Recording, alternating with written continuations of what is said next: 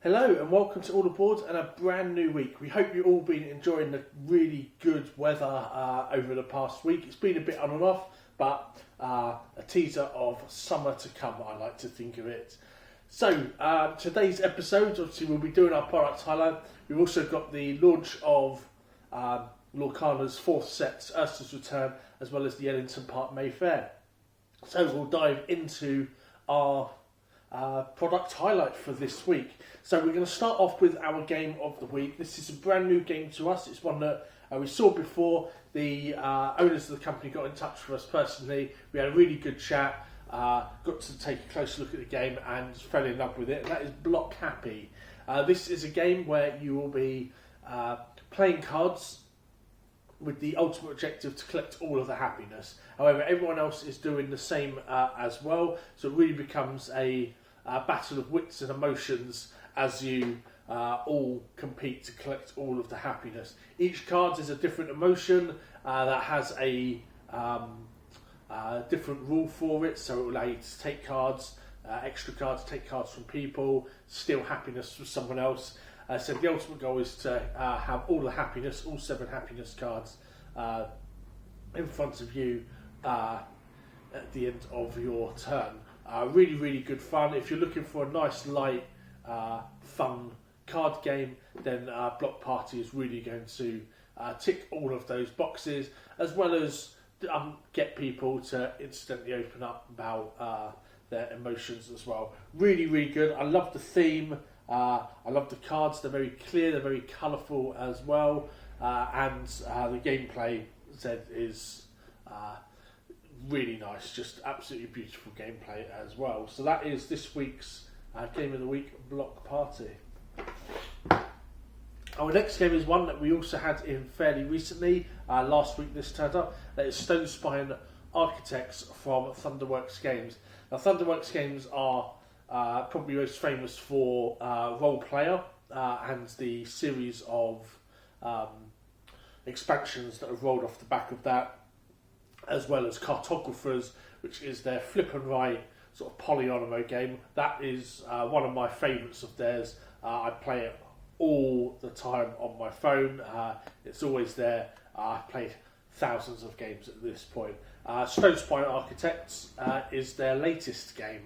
And in this one, you are a student of dungeon crafting, and it's up to you to build your dungeon in order to collect as many points as possible. So you'll be drafting your dungeon tiles, you'll be arranging them carefully within your dungeon in order to collect points, as well as mapping a path through traps and monsters for the heroes that are going to brave your dungeon. And then you get gold as well that you can then use to purchase extra things for your game. If you enjoy things like Boss Monster, for example, then I think this is definitely going to be one that you're going to enjoy. Boss Monster, for those who don't know, is a game where you build a dungeon, but you're the boss at the end of the dungeon. So it kind of like flips it on its head. If you enjoy that kind of thing, if you enjoy dungeon crawlers as well, this may be something to consider. That is Stone Spine Architects. Cool, so next on our list is one that we have, and I've got it just here, that we have shown off before on All Aboard, but one that I think just really sits at home with me, and that is Critical, the game series. So here we've got Critical Sanctuary. We also do have Critical Foundation here. Each one its own setting, its own full campaign inside. What this is basically an RPG in a box, a really comprehensive starter set. It will give you a 9 episodes campaign. You've got the character sheets in here. You've got all the equipment cards, the NPC cards, location cards. There is a GM screen for the Games Master, where he has all of the really important information to hand, as well as a little bit on top where he can pop in the locations, showing off sort of like the scenery, as well as the any NPCs or bad guys that you may be facing. We did run Critical Foundation when it first came out, and I have run a few episodes of Critical Sanctuary. But if you really enjoy Role-playing games, you really enjoy getting together with a few friends and doing some storytelling, but you don't have time to spend like the whole 4 hours a night on it, for example, or you're looking for something quick to play in between maybe another RPG campaign, do consider this. Each episode takes about half an hour to an hour, so once you've completed an episode, you can wrap up for the night and then pack everything away. If you want to go long and do the whole thing can be done in about 4 to 5 hours. So there is a lot of versatility there. The rule set also allow it for you to then start creating your own adventures, your own campaigns outside of it as well. And for me, the big bonus is that Vincent Dutrait did the artwork on Critical Sanctuary, so you know that all the images in this are going to be absolutely stunning. So that is Critical Sanctuary, Critical Foundation here. These are available in the shop, so if you'd like to come and run a campaign or maybe just sit down and try it out, we'll be happy to do so. If you want to take a copy home yourself, we do have plenty of those as well. Oh, and then our next one, again, we have it up here in our little demo area, is the art project. Now, this is one that I got to preview at Games Expo last year, nearly 12 months ago, with the designer, and we had an absolute blast playing this game. It's a similar concept to things like Pandemic, so it's a cooperative game where you're playing against the game. At the start of the game, you all start in one city, and you have a limited amount of resources to start with. Each player also starts with 2 cards. These cards are multi-use cards, so they perform a bunch of different functions. The main function is that it will normally trade resources for resources. So your first line will have resources that you're going to spend. The second line is where you're going to place white hand tokens. The White Hand is a terrorist organisation intent on collecting art and sealing it away, keeping it for themselves, selling it on the black market, what have you. So the second line will say place white hands here, here, sometimes nowhere at all. And then the third line will give you your rewards. So it will say spend 2 guns, get a health and a radio, for example. And then at the bottom you'll have 1 or 2 symbols. Each symbol correlates to a different city. When you, at the end of your turn, when you finish laying down those cards, your action cards, if you have 3 of a symbol, you place a crate there. That's the next piece of artwork that you need to collect. But it's not that easy because you have to defeat the White Hand there as well. There's also 6 different maps in here, each with their own way of playing as well. So the first map is a good challenge in and of itself, but each map progressively gets harder with its own set of rules, its own way of playing within the confines of the core rules. So kind of think of it as the core game plus like 5 expansions chucked into it, or 6 different games chucked into one box, which makes it absolute fantastic value for a game as well. Often a lot of these types of games will just give you 1 map, maybe 2, and then others will be released along the way. So for the fact that not only do you get a completely enjoyable game in and of itself just with the first map, but the fact that they give you 5 extra maps, and not just here's a new map, go away, have fun, but with their own ways of playing as well, I think is absolutely amazing, and really is an additional selling point to the game. For what it's worth for me, I think that this picks up where Pandemic left off. This is for me the cooperative game, so if you do enjoy your cooperative games, if you've played Pandemic, then really do come down and give this a try. Absolutely fantastic. And again, the artwork by Vincent Dutrait just really elevates the game aesthetically as well. So that is the art project.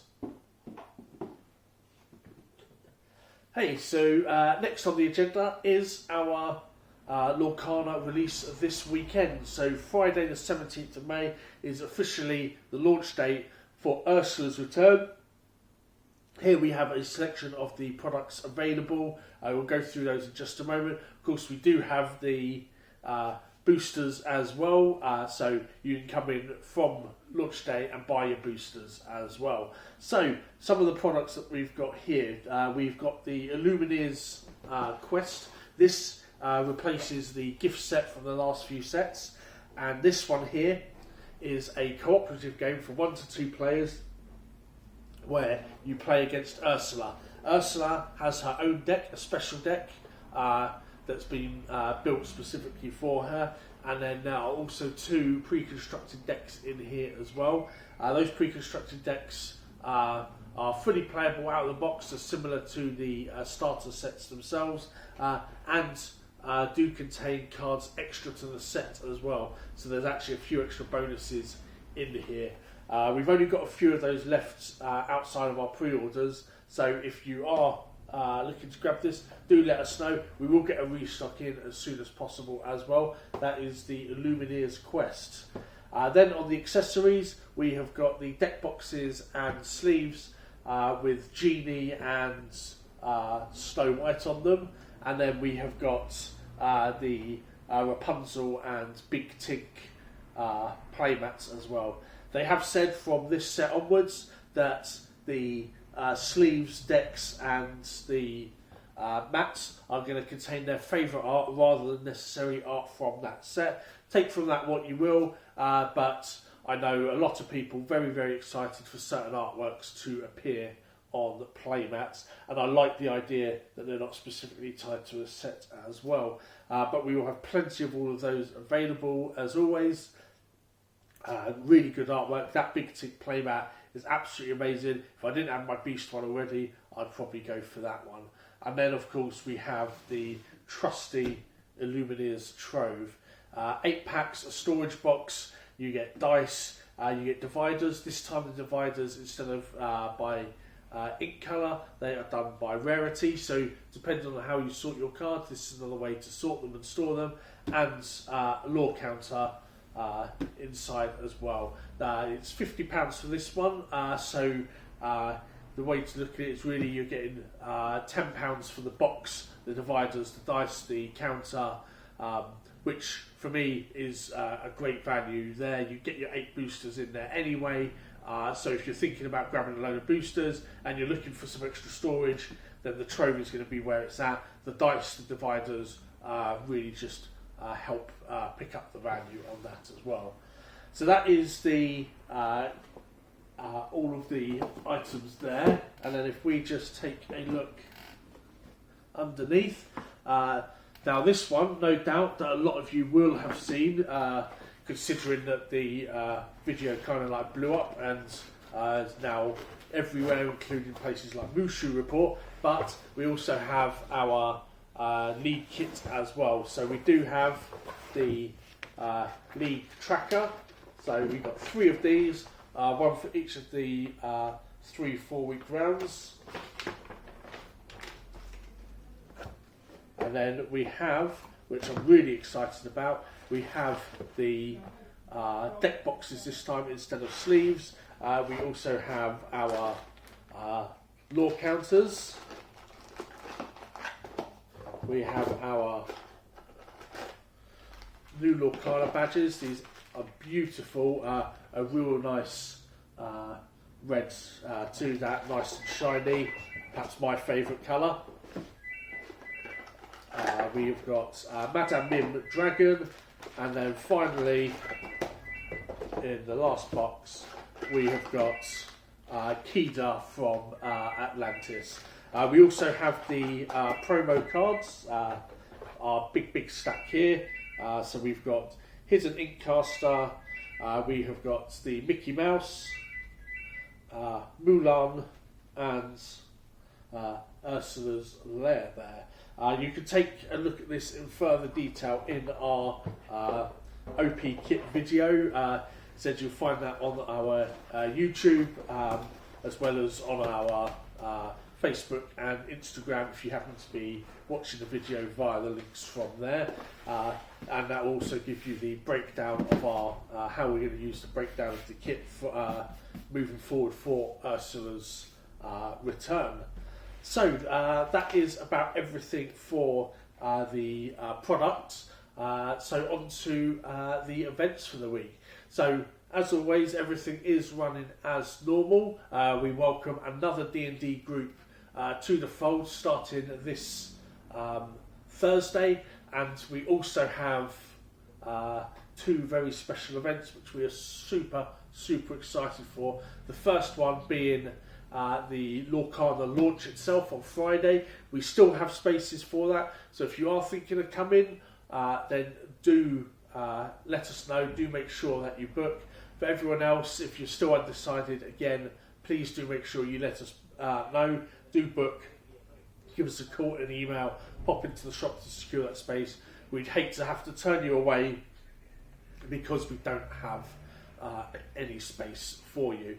And that is this Friday, that's 17th of May at 7 PM. That's £30 per person. You will get 6 booster packs.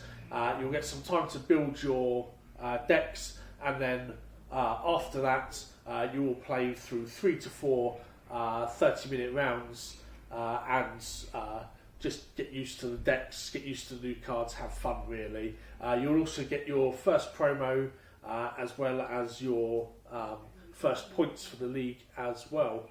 And as a reminder, as a result of that, Flesh and Bloods will be swapping places with Lorcana, so Flesh and Blood this week will be running on Thursday as opposed to Friday. So don't turn up on Friday to play Lorcana, to play Flesh and Bloods, as we have the Lorcana release there. Then we bookend the weekends with the Ellington Park May Fair. Now this is something that we have taken part in since the shop's opened. So this will be our 4th year doing it, and I have to say it's an absolute pleasure, an absolute joy being part of this. We love immersing ourselves in the community. It really does feel like a home for us. The first one really did help elevate the shop,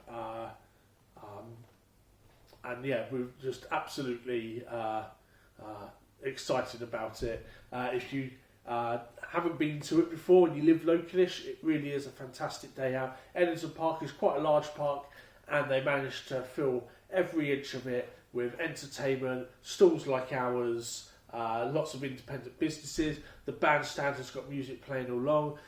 They have kiosks there for food and drink, so you can have a cider, you can have a beer. The kids, they've got plenty of soft drinks, they've got candy floss, they've got slush puppies, the whole lot. It really is an amazing family day. It's free to enter as well, so there is no obligation to have to pay anything at the door, although they do welcome donations. The Friends of Ellington Park is a sort of charitable organisation that basically looks after the park itself, and they do a wonderful job doing so, allowing us to participate in big events like the Ellington Park May Fair. That is on Sunday from 10 till 6, so the 19th of May, 10 till 6.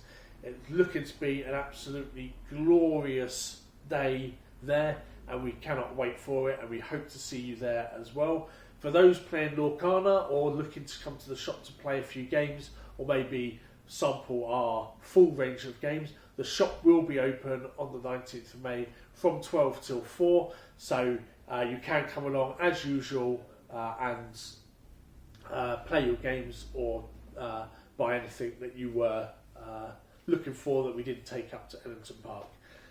So that is everything for this week. Thank you all for watching. If you have any questions about any of the games involved in today's video, or indeed anything within the shop, then do give us a call, drop us a message, or come into the shop. We're always happy to answer any questions that you do have. Thanks again for watching, guys, and as always, we'll see you in the boardroom.